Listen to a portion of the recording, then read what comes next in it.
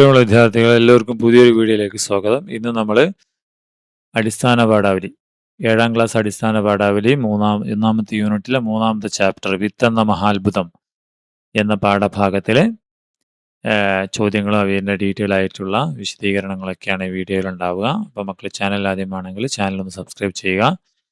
നമുക്ക് നിങ്ങൾക്കിത് ഉപകാരപ്പെടുമെങ്കിൽ ഷെയർ ചെയ്യുക, ലൈക്ക് ചെയ്യുക കേട്ടോ.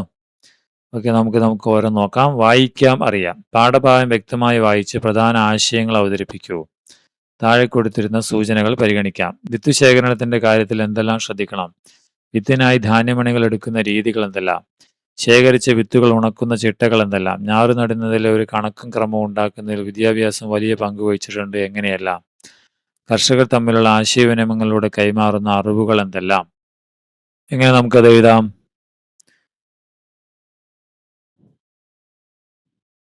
"70% മൂപ്പെത്തുമ്പോഴാണ് വിളവെടുക്കേണ്ടത്. കൂടുതൽ മൂത്താൽ വിത്തിന്റെ ഗുണം കുറയും. അധികം വിളഞ്ഞാൽ വിത്തിന് കൊള്ളില്ല" എന്ന പഴഞ്ചൊല്ല് ചെറുവയൽ രാമൻ പറയുന്നുണ്ട്. വിത്ത് മൂക്കുന്ന സമയമാകുമ്പോൾ വയലിൽ പോയി ആരോഗ്യമുള്ള നെന്മണികൾ ഏതു ഭാഗത്താണ് വിളഞ്ഞിരിക്കുന്നതെന്ന് നോക്കും. അതാണ് വിത്തിനായി തിരഞ്ഞെടുക്കുക. അത് കൊണ്ടുവന്ന് കുഴിച്ചെടുക്കും. 14 ദിവസം വെയിലത്തും മഞ്ഞത്തും ഇട്ട് നന്നായി കാറ്റും വെയിലും കൊള്ളിച്ച് ഉണക്കിയെടുക്കുന്നു. അങ്ങനെ ഉണക്കിയെടുത്ത് സൂക്ഷിക്കുന്നതാണ് നല്ല വിത്തുകളായി മാറുന്നത്. വിത്തിനായി ധാന്യമണികൾ എടുക്കുന്ന രീതിക്കും പ്രാധാന്യമുണ്ട്. നെൽക്കതിരിന്റെ 2 അറ്റം ഉപേക്ഷിച്ച ശേഷം നടുക്കുള്ള മണികൾ എടുക്കണം.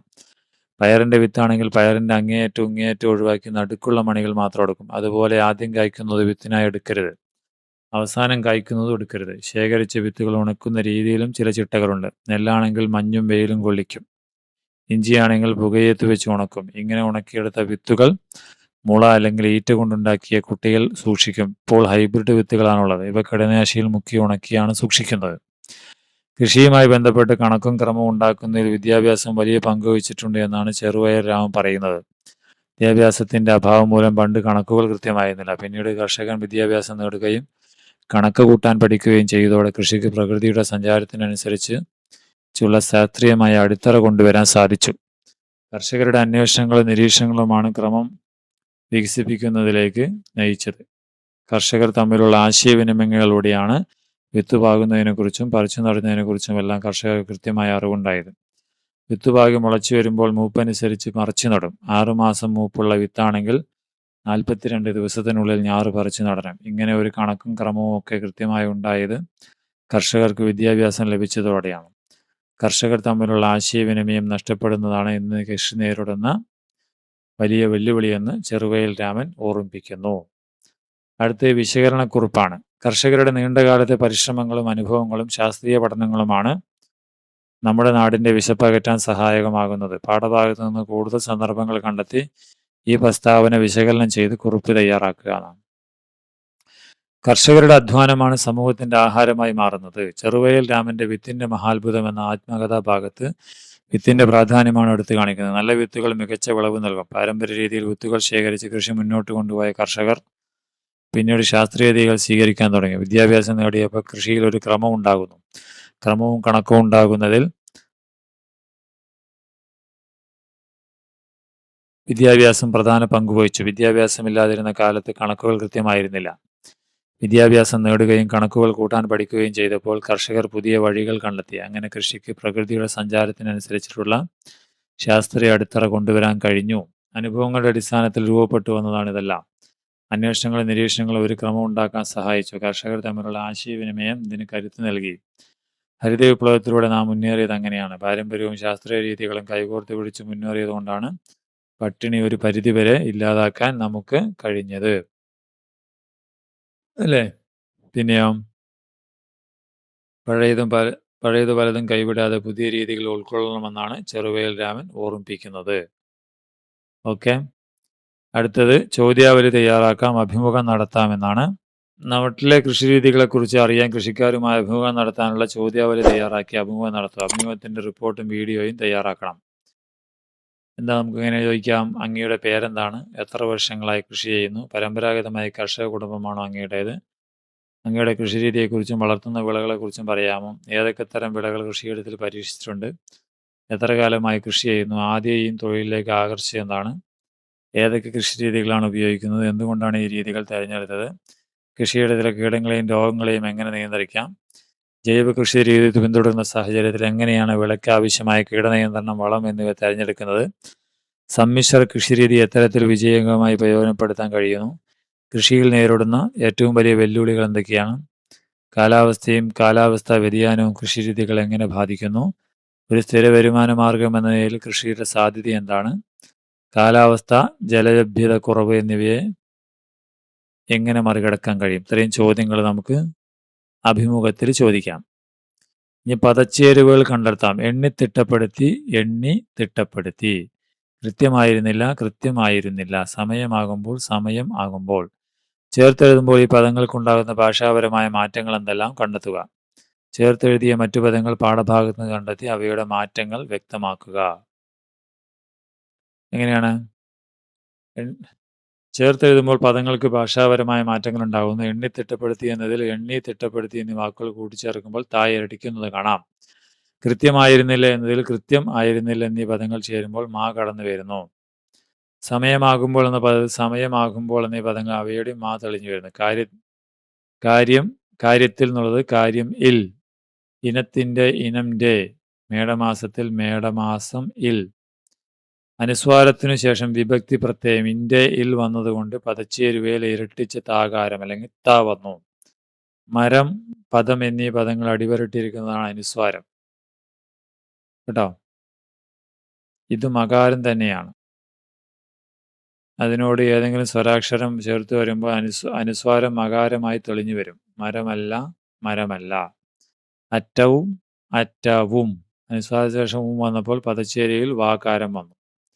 നെൽക്കതിര്, ഒക്കെ കൊണ്ട്. രണ്ട് പദങ്ങൾ ചെയ്യുമ്പോൾ രണ്ടാമത്തെ പദത്തിൽ ആദ്യത്തെ ഇരട്ടിക്കുന്നു. ഉണക്കിയെടുക്കുന്ന, ഉണക്കിയെടുക്കുന്ന. ഇഞ്ചിയാണെങ്കിൽ, ഇഞ്ചി ആണെങ്കിൽ. രണ്ട് പദങ്ങൾ ചേരുമ്പോൾ പുതിയൊരു അക്ഷരം വന്ന് ചേരുന്നു.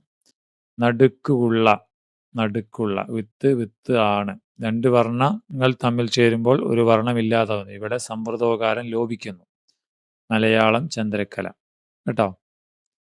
ഇനി അടുത്തത് പ്രസംഗം നടത്താൻ. കൃഷിയാണ് മനുഷ്യന് ആഹാരം നൽകുന്നത്. അതോടൊപ്പം അത് ഒരു സംസ്കാരവുമാണ്.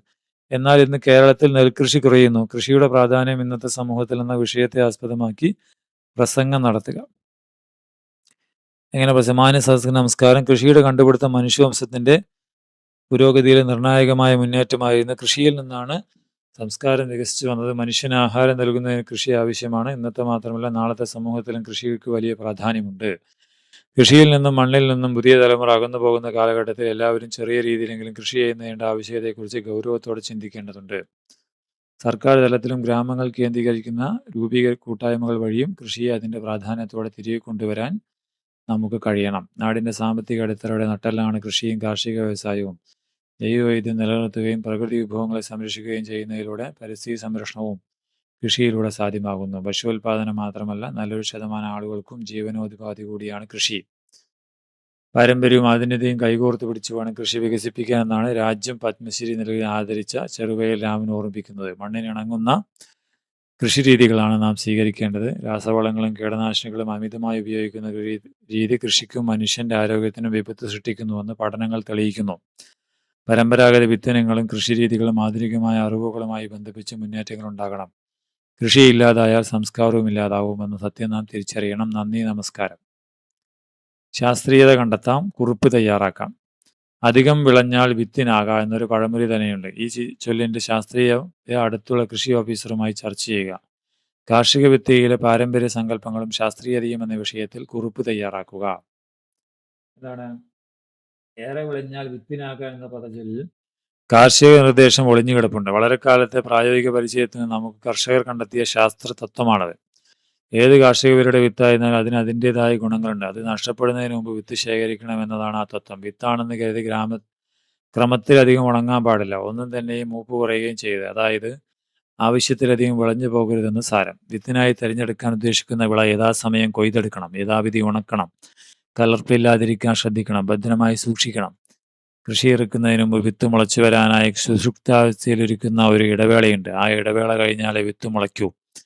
വിത്ത് കൈകാര്യം ചെയ്യുമ്പോൾ അതിനുള്ളിൽ ജീവൻ ഒളിഞ്ഞു കിടപ്പുണ്ട് എന്ന കാര്യം മറക്കരുത്. അതുകൊണ്ടാണ് പണ്ട് മുതലേ നമ്മുടെ കർഷകർ കൊയ്ത് മെതിച്ച് കിട്ടുന്ന എല്ലാ നന്മകളും വിത്തിനായി ഉപയോഗിക്കാത്തതും പറമ്പിൽ വീണ് കിടക്കുന്ന എല്ലാ നാളികേരവും പാകി മുളപ്പിച്ച് തെങ്ങിൻ തൈയാക്കാത്തതും, നെൽവിത്താണെങ്കിൽ വിത്ത് ഉണക്കിക്കഴിഞ്ഞ് ഒരു നെൽമണി മുറിച്ചു നോക്കുമ്പോൾ ഒരു സൂചിക്കുത്ത് 100 ബാക്കിയുണ്ടാകണം.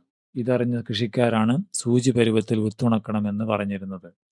വിത്ത് പാകം കണക്കാക്കി യഥാസമയം വിളവെടുക്കണമെന്ന സൂചനയോടൊപ്പം തന്നെ വിളവെടുപ്പിന് ശേഷം വിത്തുണക്കുമ്പോൾ അത് ക്രമത്തിൽ അധികമാകരുതെന്ന നിർദ്ദേശവും ഈ ചൊല്ലിലുണ്ട്. ഒരുപാട് വർഷത്തെ കാർഷിക വൃത്തിയിലൂടെ പരിചയസമ്പത്തിലൂടെ വളർത്തിയെടുത്ത കൃഷിയുമായി ബന്ധപ്പെട്ട പാരമ്പര്യ സങ്കല്പങ്ങളിൽ ശാസ്ത്രീയതയുണ്ടെന്ന് ഇതിൽ നിന്ന് നമുക്ക് മനസ്സിലാക്കാവുന്നതാണ്. അല്ലേ? ഇനി കുറിപ്പെഴുതാം, പതിപ്പാക്കാം. നിങ്ങളുടെ വീട്ടിലെ സ്കൂളിലെ കൃഷി അനുഭവത്തെക്കുറിച്ച് കുറിപ്പെഴുതുക. കുറിപ്പുകളെല്ലാം ചേർത്ത് വെച്ച് ക്ലാസ് പതിപ്പ് തയ്യാറാക്കുക. അതിനെ ഡിജിറ്റൽ പതിപ്പാക്കി സ്കൂൾ ക്ലാസ് ഗ്രൂപ്പിൽ അവതരിക്കുക. അപ്പോൾ നിങ്ങളുടെ കൃഷിത്തോട്ടത്തെക്കുറിച്ച് എന്താണ് പതിപ്പ് തയ്യാറാക്കാൻ അത് നിങ്ങൾ സ്വന്തമായി ചെയ്യേണ്ടതാണ്. അല്ലേ? അടുത്തത് എന്താണ്?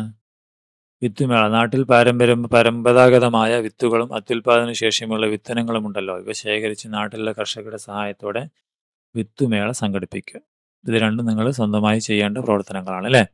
അപ്പോൾ ഇത്രയാണ് വീഡിയോ. ഇതോടുകൂടി ഒന്നാമത്തെ യൂണിറ്റ് കഴിഞ്ഞു. നമുക്ക് വാർഷിക ഒന്നാം ടേം പരീക്ഷ അല്ലേ, ഓണപ്പരീക്ഷ, അതിൻ്റെ ചോദ്യങ്ങളും ആൻസർ കീയൊക്കെ ഈ ചാനലിൽ വരും. മക്കൾ ചാനൽ ഫോളോ ചെയ്യുക, സബ്സ്ക്രൈബ് ചെയ്യുക, ഫ്രണ്ട്സിന് അയച്ചു കൊടുക്കുക. ഓക്കെ, നമുക്ക് വീണ്ടും കാണാം. താങ്ക്